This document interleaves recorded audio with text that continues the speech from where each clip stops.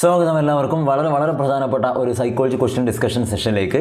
നമ്മൾ കഴിഞ്ഞ ദിവസങ്ങളൊക്കെ ആയിട്ട് ഒരുപാട് സൈക്കോളജിയിലെ പ്രധാനപ്പെട്ട ചോദ്യങ്ങളാണ് ചർച്ച ചെയ്തുകൊണ്ടിരിക്കുന്നത്. നിങ്ങളെല്ലാവരും അത് കൃത്യമായിട്ട് പഠിച്ചിട്ടുണ്ടാവും എന്ന് തന്നെയാണ് വിചാരിക്കുന്നത്. ഓക്കെ, അപ്പോൾ ഇന്ന് നമുക്ക് എന്ത് ചെയ്യാം, വളരെ പ്രധാനപ്പെട്ട കുറച്ചധികം ചോദ്യങ്ങൾ ചർച്ച ചെയ്യാം. അപ്പോൾ ഏറ്റവും ഇമ്പോർട്ടൻ്റ് ആയിട്ട് പറയാനുള്ളത്, നമ്മൾ ഇതുവരെയും പഠിച്ച കാര്യങ്ങളൊക്കെ കൃത്യമായിട്ട് ഇടയ്ക്കിടയ്ക്ക് നിങ്ങൾ റിവൈസ് ചെയ്തുകൊണ്ടിരിക്കണം. ടോപ്പിക് വൈസ് ആയിട്ടുള്ള ക്ലാസ്സുകളൊക്കെ നിങ്ങൾ എന്ത് ചെയ്യണം, പ്ലേലിസ്റ്റ് പോയിട്ട് കാണണം. അതുകൂടാതെയുള്ള ഒരുപാട് ചോദ്യങ്ങളൊക്കെ ഉണ്ട്. അതൊക്കെ നിങ്ങൾക്ക് എന്ത് ചെയ്യുക, ടൈം കിട്ടുന്നതനുസരിച്ച് നിങ്ങളുടെ ഷെഡ്യൂളിനനുസരിച്ച് എന്ത് ചെയ്യുക, കൃത്യമായിട്ട് പ്രാക്ടീസ് ചെയ്യാനും കൂടെ ശ്രമിക്കുക. ഓക്കെ, അപ്പോൾ ഇന്നത്തെ ഓരോ ചോദ്യങ്ങളായിട്ട് നമുക്ക് നോക്കാം. എപ്പോഴും പറയുന്ന പോലെ തന്നെയാണ്, ഓരോ ചോദ്യങ്ങൾ വായിക്കുമ്പോഴും പെട്ടെന്ന് വീഡിയോ പോസ്റ്റ് ചെയ്തിട്ട് നിങ്ങൾ സ്വന്തം ആൻസറിലേക്ക് എത്താൻ വേണ്ടി ശ്രമിക്കണം. എന്നിട്ട് ഞാൻ പറയുന്നത് ആൻസർ കറക്റ്റായിട്ട് നിങ്ങളൊന്ന് വെരിഫൈ ചെയ്യുക. ഓക്കെ, അല്ലെങ്കിൽ ചിലപ്പോൾ ഞാൻ പെട്ടെന്ന് പോകുന്ന പോലെ നിങ്ങൾക്ക് ഫീൽ ചെയ്യും എന്നുള്ള കാര്യം കൂടി ഓർമ്മിപ്പിക്കുകയാണ്. അപ്പോൾ നിങ്ങൾ എന്ത് ചെയ്യുക, കൃത്യമായിട്ട് ഓരോന്നായിട്ട് നോക്കുക. ഫസ്റ്റ് ക്വസ്റ്റ്യൻ ഇങ്ങനെയാണ്: സംരചന മൂല്യനിർണ്ണയത്തിൽ ഉൾപ്പെടാത്തത് ഏത്? സംരചന മൂല്യനിർണ്ണയം എന്ന് വെച്ചാൽ നിങ്ങൾക്കറിയാം, ഫോർമേറ്റീവ് അസസ്മെൻ്റ് ആണ് ഉദ്ദേശിക്കുന്നത്. അപ്പോൾ ഈ ഫോർമേറ്റീവ് അസസ്മെൻറ്റിൽ ഉൾപ്പെടാത്തത് ഏത് എന്നാണ് ചോദിച്ചത്. ഉൾപ്പെടാത്തത് ഏത്? ഓപ്ഷൻ നോക്കിയേ: ചോദ്യാവലി, തിങ്ക്, പെയർ, ഷെയർ, വാർഷിക പരീക്ഷ, റിഫ്ലക്ഷൻ. 4 ഓപ്ഷൻ തന്നിട്ടുണ്ട്. ചോദ്യാവലി, option B think, pair, share, and option C വാർഷിക പരീക്ഷ, ഓപ്ഷൻ ഡി റിഫ്ലക്ഷൻ എന്നിങ്ങനെയുള്ള 4 ഓപ്ഷൻസാണ് തന്നിട്ടുള്ളത്. അപ്പോൾ ചോദിച്ച കാര്യം ഇത്രയേ ഉള്ളൂ: സംരചന മൂല്യനിർണ്ണയത്തിൽ ഉൾപ്പെടാത്തത് ഏത്, അല്ലെങ്കിൽ ഫോർമേറ്റീവ് അസസ്മെൻറ്റിൽ ഉൾപ്പെടാത്തത് ഏത് എന്നാണ് ചോദിച്ചത്. ഏതാ വരിക? കൃത്യമായിട്ടുള്ള ആൻസർ നിങ്ങൾ കിട്ടിയിട്ടുണ്ടാകും. കാരണം ഫോർമേറ്റീവ് അസസ്മെൻറ്റ് അതുപോലെ സമ്മേറ്റീവ് അസസ്മെൻറ്റ് നിങ്ങളുള്ള 2 കാര്യങ്ങൾ നിങ്ങൾ പഠിച്ചത്. അപ്പോൾ ഫോർമേറ്റീവ് അസസ്മെൻറ്റിൽ ഉൾപ്പെടാത്തത് എന്ന് പറഞ്ഞാൽ എന്തായിരിക്കും സാധനം? അത് നോക്കുകയാണെങ്കിൽ നെഗറ്റീവായിട്ടുള്ള ക്വസ്റ്റനാണിത്. അപ്പോൾ ഉൾപ്പെടാത്തത് എന്ന് ചോദിച്ചാൽ ഉറപ്പിച്ചോ, ഫോർമേറ്റീവ് അല്ല എന്ന് പറഞ്ഞാൽ പിന്നെ സമ്മേറ്റീവായിട്ട് വരുന്നത് ഇതിലേതാണെന്നാണ്. ഏതാ വരിക? ചോദ്യാവലി, തിങ്ക്, പെയർ, ഷെയർ, റിഫ്ലക്ഷൻ, വാർഷിക പരീക്ഷ. ആൻസർ വരുന്നത്, ഒരു സംശയം വേണ്ട, ആൻസർ ഓപ്ഷൻ സി ആണ്, വാർഷിക പരീക്ഷ എന്നുള്ളതാണ് കറക്റ്റ് ആൻസർ. അതെന്തല്ല, ഫോർമേറ്റീവ് അസസ്മെൻ്റ് അല്ല, അല്ലേ?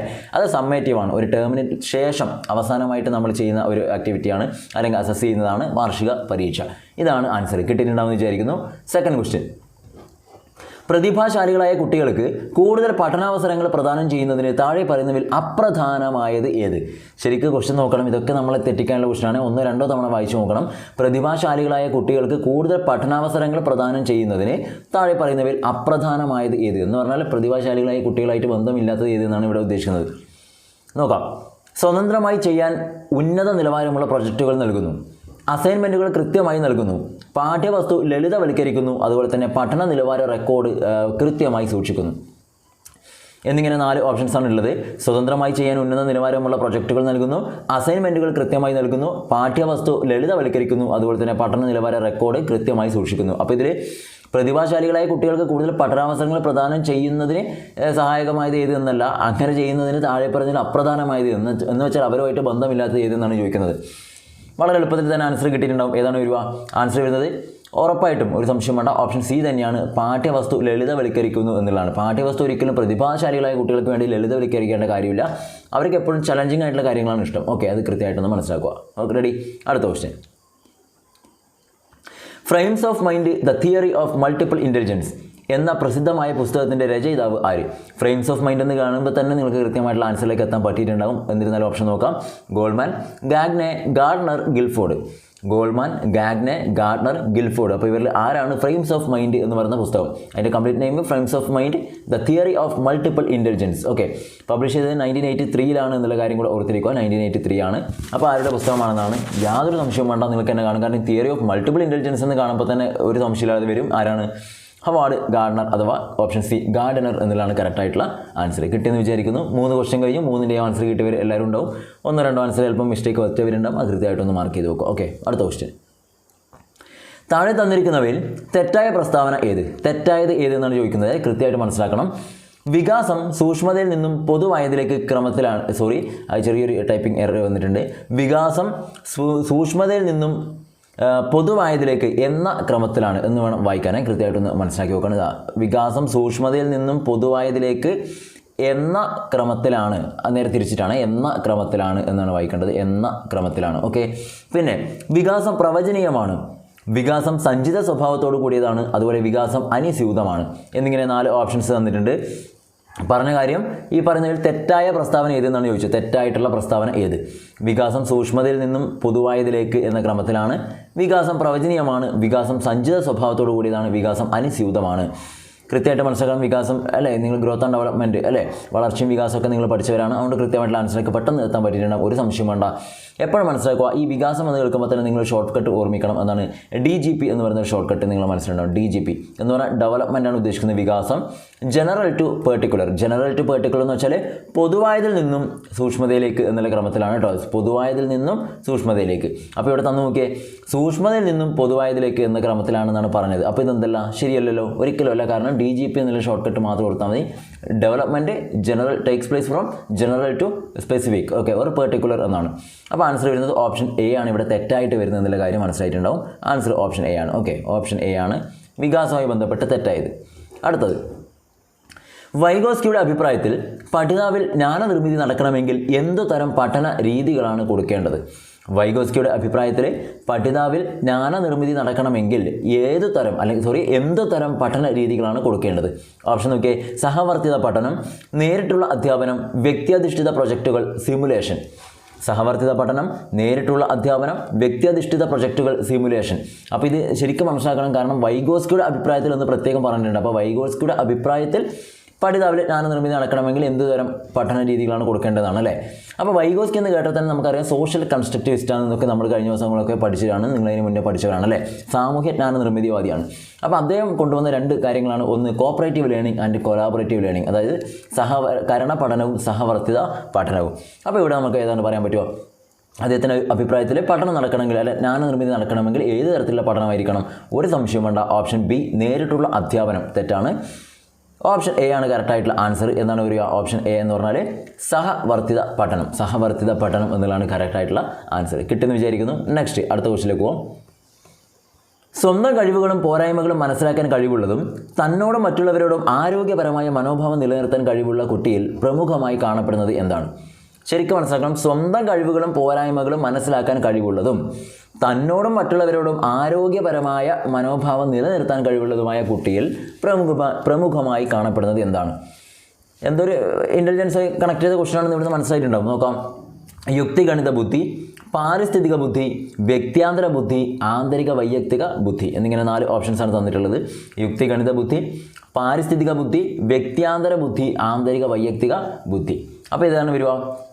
ഒരു കുട്ടിയാണല്ലേ. അപ്പോൾ എന്താണ് നമുക്ക് മനസ്സിലായി, ഒന്നെങ്കിൽ വ്യക്തിയാന്തര ബുദ്ധിയായിരിക്കും അല്ലെങ്കിൽ ആന്തരിക വൈയക്തിക ബുദ്ധിയായിരിക്കും അല്ലേ. അത് രണ്ടുമാണ്. കാരണം നോക്കിയാൽ സ്വന്തം കഴിവുകളും പോരായ്മകളും മനസ്സിലാക്കാൻ കഴിവുള്ളതും എന്ന് പറഞ്ഞാൽ എന്താണ്, ഒരാൾ അവനെക്കുറിച്ച് തന്നെയാണ്. സ്വന്തം കഴിവും സ്വന്തം പോരായ്മകളും, സ്വയം സെൽഫാണ്. നെക്സ്റ്റ്, തന്നോട് മറ്റുള്ളവരോടും ആരോഗ്യപരമായ മനോഭാവം നിലനിർത്താൻ കഴിവുള്ളതുമായ കുട്ടി. ഓക്കെ, അവിടെയും ആ ഒരു പേഴ്സണെയാണ് നമ്മൾ കൃത്യമായിട്ട് നോക്കുന്നില്ല. അതിനെ ഫോക്കസ് ചെയ്തുകൊണ്ടാണ് പറയുന്നത്. തന്നോടും പിന്നെ മറ്റുള്ളവരോടും ആരോഗ്യപരമായ മനോഭാവം നിലനിർത്താൻ കഴിവുള്ളതുമായ കുട്ടിയിൽ പ്രമുഖമായി കാണപ്പെടുന്നത് ഏതായിരിക്കും വരിക? യുക്തിഗണിത ബുദ്ധിയാണോ, പാരിസ്ഥിതിക ബുദ്ധിയാണോ, വ്യക്തിയാന്തര ബുദ്ധിയാണോ, ആന്തരിക വൈയക്തിക ബുദ്ധിയാണോ? അപ്പോൾ വ്യക്തിയാന്തരം എന്ന് വെച്ചാൽ വ്യക്തികൾക്കിടയിലാണ് ഉദ്ദേശിക്കുന്നത്. ആന്തരിക വൈയക്തിക എന്ന് വെച്ചാൽ ഒരു വ്യക്തിക്കുള്ളിൽ, അവന് മാത്രം. Okay, clear. അപ്പോൾ നമുക്ക് ആൻസർ വളരെ എളുപ്പത്തിൽ കിട്ടിയിട്ടുണ്ടാവും. ഇവിടെ സംശയമൊന്നും വേണ്ട. ഓപ്ഷൻ ഡി ആണ് കറക്റ്റ് ആൻസർ. ആന്തരിക വൈയക്തിക ബുദ്ധിയാണ്. അവനാണ്, ഒരാളാണ്, ആ പേഴ്സൺ ആണ് ചെയ്യുന്നത്. ഓക്കെ, അതിനെ ബേസ് ചെയ്തിട്ടാണ്. അടുത്ത ക്വസ്റ്റ്യൻ. റാണിക്ക് സ്കൂളിലെ പഠന പ്രവർത്തനങ്ങളിൽ ഏർപ്പെടുമ്പോൾ സഹപാഠികളുമായി പൊരുത്തപ്പെടുന്നതിൽ വിഷമത അനുഭവപ്പെടുന്നു. ഈ സാഹചര്യം നേരിടുന്നതിന് വേണ്ട പ്രാഥമിക നടപടി എന്ത്? റാണിക്ക് സ്കൂളിലെ പഠന പ്രവർത്തനങ്ങളിൽ ഏർപ്പെടുമ്പോൾ സഹപാഠികളുമായി പൊരുത്തപ്പെടുന്നതിൽ വിഷമത അനുഭവപ്പെടുന്നു. ഈ സാഹചര്യം നേരിടുന്നതിന് വേണ്ട പ്രാഥമിക നടപടി എന്ത് എന്നാണ് ചോദിച്ചത്. ഓപ്ഷൻ നോക്കാം. കുട്ടിയെ ക്രിയാത്മകമായി പങ്കെടുക്കാൻ പ്രേരിപ്പിക്കുക, കുട്ടിയുടെ വിഷമതകളുടെ കാരണം കണ്ടുപിടിക്കുക, പരിഹാരബോധന പരിപാടികൾ ആസൂത്രണം ചെയ്യുക, അതുപോലെ തന്നെ പരിഹാരബോധന പരിപാടികൾ നടപ്പിലാക്കുക. കൃത്യമായിട്ട് മനസ്സിലാക്കണം. റാണിക്ക് സ്കൂളിലെ പഠന പ്രവർത്തനങ്ങളിൽ ഏർപ്പെടുമ്പോൾ എപ്പോഴും നല്ല സഹപാഠികളുമായിട്ട് പൊരുത്തപ്പെടാൻ പറ്റുന്നില്ല, അഡ്ജസ്റ്റ് ചെയ്യാൻ വേണ്ടി പറ്റുന്നില്ല, ബുദ്ധിമുട്ട് അനുഭവിക്കുന്നുണ്ട്. ആ സാഹചര്യം നേരിടുന്നതിന് വേണ്ട പ്രാഥമിക നടപടി എന്താണെന്നാണ് ചോദിച്ചത്. അതെങ്ങനെ നമുക്ക് ഓവർകം ചെയ്യാൻ പറ്റും?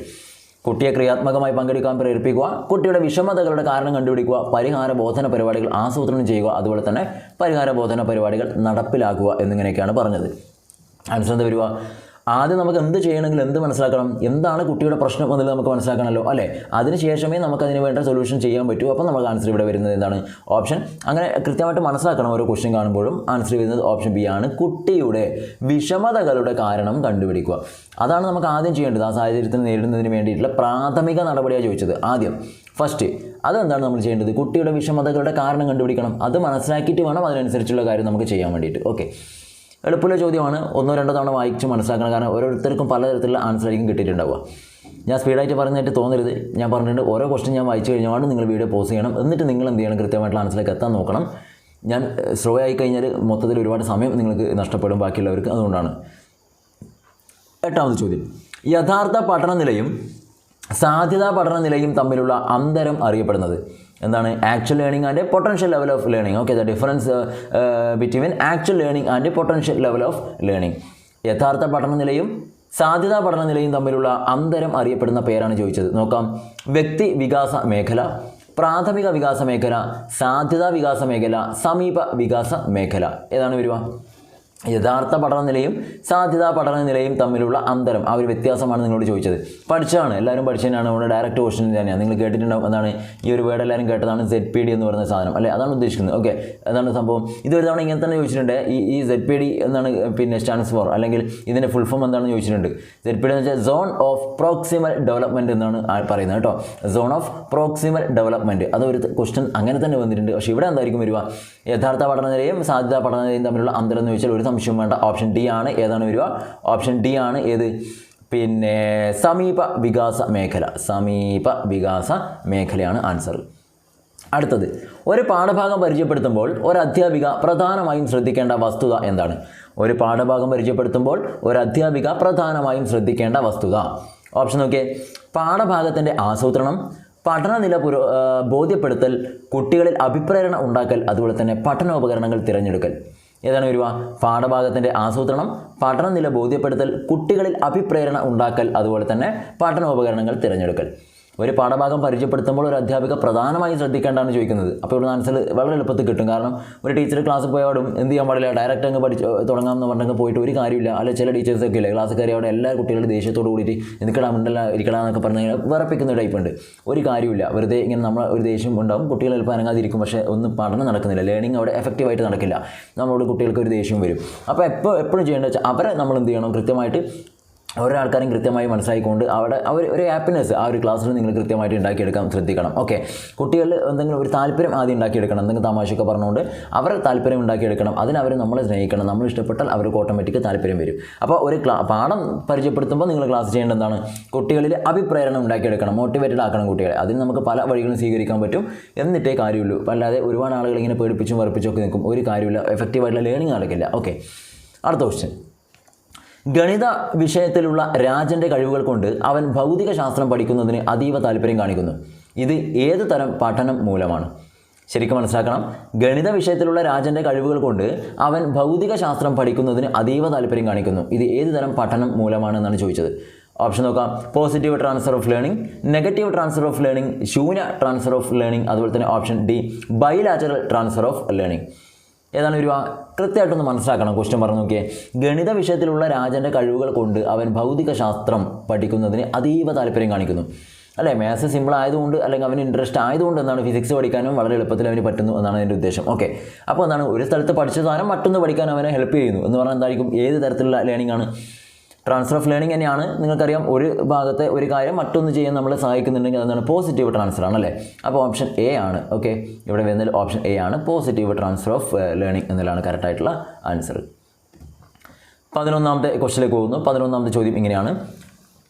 കൗമാര കാലഘട്ടത്തിൽ വ്യക്തികളുടെ ചിന്തകൾ അവനവൻ്റെ വ്യക്തിത്വം തിരിച്ചറിയുന്നതിലേക്ക് നയിക്കപ്പെടുന്നു എന്ന് പറഞ്ഞത് ആര്? കൗമാര കാലഘട്ടത്തിൽ വ്യക്തികളുടെ ചിന്തകൾ അവനവൻ്റെ വ്യക്തിത്വം തിരിച്ചറിയുന്നതിലേക്ക് നയിക്കപ്പെടുന്നു എന്ന് പറഞ്ഞത് ആര് എന്നാണ് ചോദിച്ചത്. Options Sigmund Freud, Abraham Maslow, Jean പിയാഷെ, അതുപോലെ തന്നെ ഓപ്ഷൻസ് D എറിക് എറിക്സൺ. ആരാണ് അങ്ങനെ പറഞ്ഞിട്ടുണ്ടാവുക? കൗമാര കാലഘട്ടത്തിൽ വ്യക്തികളുടെ ചിന്തകൾ അവനവൻ്റെ വ്യക്തിത്വം തിരിച്ചറിയുന്നതിലേക്ക് നയിക്കപ്പെടുന്നു എന്നാണ് പറഞ്ഞത് അല്ലേ. ആൻസർ ഓപ്ഷൻ ഇവിടെ വരുന്നത് C അല്ല, അല്ലെങ്കിൽ A അല്ല. A ഒക്കെ പറയാൻ സാധ്യതയുണ്ട്. ഓപ്ഷൻ D ആണ്. എറിക് എറിക്സൺ ആണ് കറക്റ്റായിട്ടുള്ള ആൻസർ കേട്ടോ. എറിക്സൺ ആണ് അങ്ങനെ പറഞ്ഞത്. ഓക്കെ, അതാണ് അദ്ദേഹത്തിൻ്റെ ഓർമ്മയുണ്ടല്ലോ, മറ്റേ പിന്നെ ഐഡൻറ്റിറ്റി വേഴ്സസ് റോൾ കൺഫ്യൂഷൻ എന്നൊക്കെ പറഞ്ഞുകൊണ്ട് അദ്ദേഹത്തിൻ്റെ തിയറി അദ്ദേഹം പ്രത്യേകം മെൻഷൻ ചെയ്യുന്നുണ്ട് അല്ലേ. അത് ശരിക്കും ശ്രദ്ധിക്കണം. അടുത്തത്. ഗ്രേഡിംഗ് എന്ന വാക്ക് ഉണ്ടായിട്ടുള്ളത് ഗ്രേഡസ് എന്ന ഗ്രീക്ക് വാക്കിൽ നിന്നാണ്. ഈ വാക്കിൻ്റെ അർത്ഥം എന്താണ്? അതായത് ഗ്രേഡസ് എന്ന് പറഞ്ഞ ഈ സാധനത്തിൻ്റെ അർത്ഥം എന്താണെന്നാണ് ചോദിച്ചത്. അപ്പോൾ മനസ്സിലാക്കുക, ഗ്രേഡിംഗ് എന്ന് പറയുന്നത് ഗ്രീക്ക് വാക്കായിട്ടുള്ള ഗ്രേഡസിൽ നിന്നാണ് വന്നിട്ടുള്ളത് എന്നുള്ള കാര്യം ആദ്യം മനസ്സിലാക്കി വെക്കണം. അപ്പോൾ അങ്ങനെയുള്ള ആ ഗ്രേഡസിൻ്റെ അർത്ഥം എന്താണെന്നാണ് ചോദിച്ചത്. ഓപ്ഷൻ നോക്കാം. പടി, വിജയം, അളക്കുക, വിലയിരുത്തുക. പടി മീൻസ് സ്റ്റെപ്പ്. ഓക്കെ, പടി, വിജയം, അളക്കുക, വിലയിരുത്തുക. അപ്പോൾ ഈ 4 ഗ്രേഡിംഗ് എന്ന വാക്ക് വന്നിട്ടുള്ള ഈ ഗ്രേഡസ് എന്ന ഗ്രീക്ക് പദത്തിൻ്റെ അർത്ഥം അതെന്താണ് അർത്ഥമാക്കുന്നതെന്ന് ചോദിച്ചത്. എന്തായിരിക്കും? ഗ്രേഡിംഗ് വെച്ചാൽ നമ്മളെ കുട്ടികളെ ഓരോ ലെവലാക്കി മാറ്റല്ലേ, തട്ടായിട്ട് നമ്മൾ മാറ്റിയത്. അപ്പോൾ എന്താണ്? ഒരു സംശയം വേണ്ട, ആൻസർ ഓപ്ഷൻ ബി വിജയം തെറ്റാണ്. ഓപ്ഷൻ എ ആണ് കറക്റ്റായിട്ട് ആൻസർ. പടി എന്നുള്ളതാണ് ശരിയായിട്ടുള്ള ഉത്തരം. ഏതാണ് വരിക? പടി എന്നുള്ളതാണ് കറക്റ്റായിട്ടുള്ള ആൻസർ. കേട്ടോ, സ്റ്റെപ്പാണ്, അതാണ് ഗ്രേഡിംഗ്. ഓരോ ഗ്രേഡ് പടിയായിട്ട് നമ്മൾ കുട്ടികളെ ആക്കുന്നു. ഓക്കെ, അടുത്ത ക്വസ്റ്റ്യൻ, 13ാമത്തെ ചോദ്യം. സുലൈമാൻ എന്ന 6ാം ക്ലാസ്സുകാരൻ ശരിയായ വാക്കുകൾ ഉപയോഗിച്ച് ഒഴുക്കോടെ സംസാരിക്കാനുള്ള കഴിവ് പ്രദർശിപ്പിക്കുന്നു. ബഹുമുഖ ബുദ്ധിയിലെ കണ്ടെത്തലുകളുടെ അടിസ്ഥാനത്തിൽ ഈ കുട്ടിയെ പ്രബലമാക്കുന്നത് ഏത് ബുദ്ധിയാണ്? അപ്പോൾ സുലൈമാൻ്റെ ഒരു പ്രത്യേകത മനസ്സിലാക്കണം. 6ാം ക്ലാസ്സിലെ കുട്ടിയാണ്. അവരെന്താ ചെയ്യുന്നത്? ശരിയായ വാക്കുകൾ ഉപയോഗിച്ച് ഒഴുക്കോടെ സംസാരിക്കാനുള്ള കഴിവ് പ്രദർശിപ്പിക്കുന്നു എന്നാണ് പറഞ്ഞത്. ബഹുമുഖ ബുദ്ധിയിലെ കണ്ടെത്തലുകളുടെ അടിസ്ഥാനത്തിൽ ഈ കുട്ടിയെ പ്രബലമാക്കുന്നത് ഏത് ബുദ്ധിയാണെന്നാണ് ചോദിച്ചത്. ഇപ്പോൾ റീസെൻ്റായിട്ട് നിങ്ങൾ കണ്ടിട്ടുണ്ടാകും, നമ്മളെ ഒരു സിനിമയിൽ അഭിനയിക്കുന്ന ചെറിയ കുട്ടി, പേര് ദേവനന്ദ എന്നാണ് തോന്നുന്നു, മറ്റേ മാളികപ്പുറം എന്നൊക്കെ പറഞ്ഞ പടത്തിൽ. അപ്പോൾ ആ കുട്ടിയുടെ ഒരു ഇൻ്റർവ്യൂ ഉണ്ടായിരുന്നു. നല്ല അത്രയും മെച്യൂർഡായിട്ടുള്ള ഒരു സംസാരമൊക്കെ കൊണ്ട് ഒരുപാട് ആളുകൾ വിമർശിക്കുകയൊക്കെ ചെയ്തിട്ടുണ്ടായിരുന്നു. അങ്ങനെയുള്ളൊരു ഇത് നടന്നിട്ടുണ്ടായിരുന്നു. അപ്പോൾ കുട്ടി നന്നായിട്ട് സംസാരിക്കുന്ന ഒരു കഴിവാണ് അവിടെ കാണുന്നത്, അല്ലേ? അപ്പോൾ അത് ഏതുതരം ബുദ്ധിയാണെന്നാണ് പറയുന്നത്. എന്താണ്? മൾട്ടിപ്പിൾ ഇൻ്റലിജൻസ് പ്രകാരം യുക്തിപര ഗണിതപര ബുദ്ധി, സംഗീത ബുദ്ധി, സ്ഥലപര ബുദ്ധി, ഭാഷാപര ബുദ്ധി. ഏതാണ് വരുക? നിങ്ങൾ കൃത്യമായിട്ട് മനസ്സിലാക്കുക. യുക്തിപര ഗണിതപര ബുദ്ധി ആണോ? സംശയം വരും. അപ്പോൾ എന്താണ് യുക്തിപര ഗണിതപര ബുദ്ധി വെച്ച് ഗണിതത്തിനോട് താല്പര്യമില്ല കുട്ടി ചെറുപറ പ്രസംഗിക്കുന്നു അല്ലെങ്കിൽ സംസാരിക്കുന്നു പറഞ്ഞാൽ നമുക്ക് കുറച്ച് അക്സെപ്റ്റ് ചെയ്യാൻ ബുദ്ധിമുട്ടാണ്. ചിലപ്പോൾ ഉണ്ടാവും, പക്ഷേ അതിനേക്കാൾ കൂടുതൽ എന്താണ് ഗണിതം അത്തരത്തിലുള്ള കാര്യങ്ങളോടാണ് താല്പര്യം.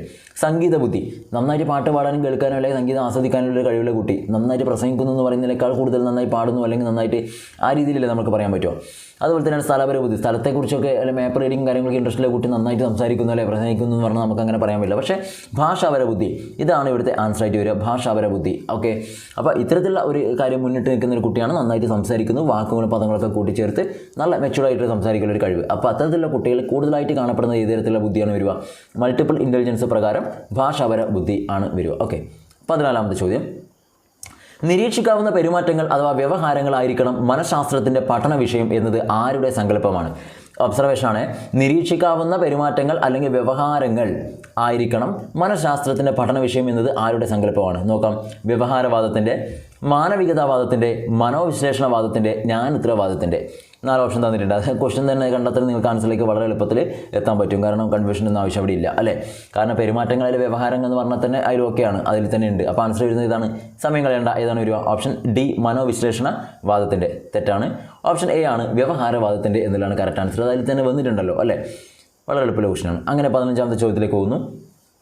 സ്റ്റിമുലസ് ഡിസ്ക്രിമിനേഷൻ, സ്റ്റിമുലസ് ജനറലൈസേഷൻ എന്നിവ ബന്ധപ്പെട്ടിരിക്കുന്നത് ഏതുമായിട്ടാണെന്നാണ് ചോദിക്കുന്നത്. സ്റ്റിമുലസ് ഡിസ്ക്രിമിനേഷൻ, സ്റ്റിമുലസ് ജനറലൈസേഷൻ എന്നിവ ബന്ധപ്പെട്ടിരിക്കുന്നത് അനുബന്ധനവുമായി ഓർ കണ്ടീഷനിങ്, ഉൾക്കാഴ്ച പഠനം, അല്ലേ? പിന്നെയോ ഇൻസൈറ്റ് ഫുൾ ലേണിംഗ് ആണ്. ഗസ്റ്റാൾട്ട് സിദ്ധാന്ത തിയറിയൊക്കെ ബന്ധപ്പെട്ട് പഠിച്ചതാണ്. പിന്നെ അന്തർജ്ഞാന പഠനവുമായിട്ട്, അതുപോലെ തന്നെ ജ്ഞാനാർജന പഠനവുമായിട്ട്. അപ്പോൾ സ്റ്റിമുലസ് ഡിസ്ക്രിമിനേഷൻ, സ്റ്റിമുലസ് ജനറലൈസേഷൻ എന്നൊക്കെ പറയുന്ന കാര്യങ്ങൾ ബന്ധപ്പെട്ടിരിക്കുന്ന ആരുമായിട്ടാണ്? ഒരു സംശയം വേണ്ട, നിങ്ങൾ പഠിച്ചിട്ടുണ്ട് മറ്റേ കണ്ടീഷനിങ്ങിൽ, അല്ലേ? അതിലാണ് നമ്മൾ കൃത്യമായിട്ട് ഡീറ്റെയിൽ ആയിട്ട് പറയുന്നത്. അപ്പോൾ ഓപ്ഷൻ എ ആണ് അനുബന്ധനം അഥവാ കണ്ടീഷനിങ് ആയിട്ടാണ് ബന്ധപ്പെട്ടിരിക്കുന്നത്. ക്ലിയർ? അപ്പോൾ നമ്മൾ ഇന്ന് 15 ചോദ്യങ്ങളാണ് ചർച്ച ചെയ്തിട്ടുള്ളത്. കുറച്ച് വളരെ പെട്ടെന്നാണ്, കുറച്ച് ലേറ്റായി പോയി, എത്താൻ വേണ്ടി ലേറ്റായി, അതിൻ്റെ ഭാഗമായിട്ടാണ് ലേറ്റ് ആയത്.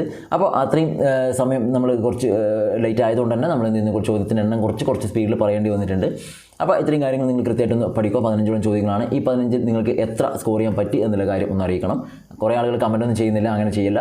നിങ്ങൾക്ക് ചെയ്യാൻ പറ്റുന്ന ഒരേ ഒരു കാര്യം അത് മാത്രമേ ആവശ്യപ്പെടുന്നുള്ളൂ. നിങ്ങൾ എന്ത് ചെയ്യുക? ഇത് ചെയ്തതിന് ശേഷം എത്രത്തോളം സ്കോർ ചെയ്യാൻ പറ്റി എന്നുള്ള കാര്യം, അത് 1, 2, 3 ആവട്ടെ, എത്ര മാർക്കായാലും നോ പ്രോബ്ലം. എന്ത് ചെയ്യുക? ഒന്ന് കമൻറ്റായിട്ട് രേഖപ്പെടുത്തുക. അതിന് അതൊന്നും ചെയ്യാൻ പറ്റില്ല, നിങ്ങൾ എന്തെങ്കിലും ഒരു സ്മൈലിയോ അല്ലെങ്കിൽ എന്തെങ്കിലും ലെറ്ററെങ്കിലും ജസ്റ്റ് കമൻറ്റ് ചെയ്തിട്ട് പോകുക. എയോ ബിയോ സിയോ അങ്ങനെ എന്തെങ്കിലും വെറുതെ. ഓക്കെ, ഒന്ന് എൻഗേജ് ആവുന്നുണ്ടോ എന്നുള്ളത് നോക്കാൻ വേണ്ടിയിട്ടാണ്. ഈ അവസാനം വരെ ആരൊക്കെ ഫോളോ ചെയ്യുന്നുണ്ട് എന്നുള്ള കാര്യം നോക്കാൻ വേണ്ടി കൂടിയാണ്. ഓക്കെ, ആദ്യമായിട്ട് ചാനൽ കാണുന്നവരുണ്ടെങ്കിൽ പറ്റുമെങ്കിൽ മാത്രം ഒന്ന് സബ്സ്ക്രൈബ് ചെയ്യാൻ വേണ്ടി ശ്രദ്ധിക്കുക. സാധാരണ അങ്ങനെ പറയാറില്ല. ഫ്രണ്ട്സൊക്കെ ഷെയർ ചെയ്ത് കൊടുക്കാനും കൂടെ ശ്രദ്ധിക്കുക. ഓക്കെ, അത്രയും കാര്യങ്ങളാണ്. പിന്നെ ഞാൻ പറഞ്ഞു കൂടുതൽ ചോദ്യങ്ങളൊക്കെ പ്രാക്ടീസ് ചെയ്യണം, എന്നാലും നമുക്ക് കൃത്യമായിട്ട് പഠിക്കാൻ പറ്റും. അപ്പോൾ അതൊക്കെ നമ്മൾ പ്ലേലിസ്റ്റ് പോയി കഴിഞ്ഞാൽ നിങ്ങൾക്ക് എന്ത് ചെയ്യാൻ പറ്റും? കൃത്യമായിട്ട് പ്രീവിയസ് ക്വസ്റ്റ്യൻ തൊട്ട് അവിടെ അറേഞ്ച് ചെയ്ത് വെച്ചിട്ടുണ്ട്. എല്ലാ സബ്ജക്റ്റിനും ഉണ്ട്. അതുകൊണ്ട് അതൊക്കെ നിങ്ങൾ പിന്നെ കേട്ട് പഠിക്കാൻ വേണ്ടി ശ്രദ്ധിക്കണം. ഇനി PDF മെറ്റീരിയൽ വേണം എന്നുണ്ടെങ്കിൽ നോക്കി വായിച്ച് പഠിക്കണം എന്നുള്ളവരാണെങ്കിൽ മാത്രം എന്ത് ചെയ്യുക? നിങ്ങൾക്ക് PDF മെറ്റീരിയൽ വാങ്ങിക്കാം. പെയ്ഡ് മെറ്റീരിയലാണ്. അതിൻ്റെ ഡീറ്റെയിൽസ് ഇവിടെ ലാസ്റ്റ് ഞാൻ കൊടുത്തേക്കാം. ഓക്കെ, ആ നമ്പറിൽ നിങ്ങൾ വാട്സപ്പ് മെസ്സേജ് ചെയ്താൽ മാത്രം മതി. ക്ലിയർ? ഇത്രയും കാര്യങ്ങളാണ്. അപ്പോൾ നമുക്ക് എന്ത് ചെയ്യാം? അടുത്ത ദിവസം കാണാം. Thank you.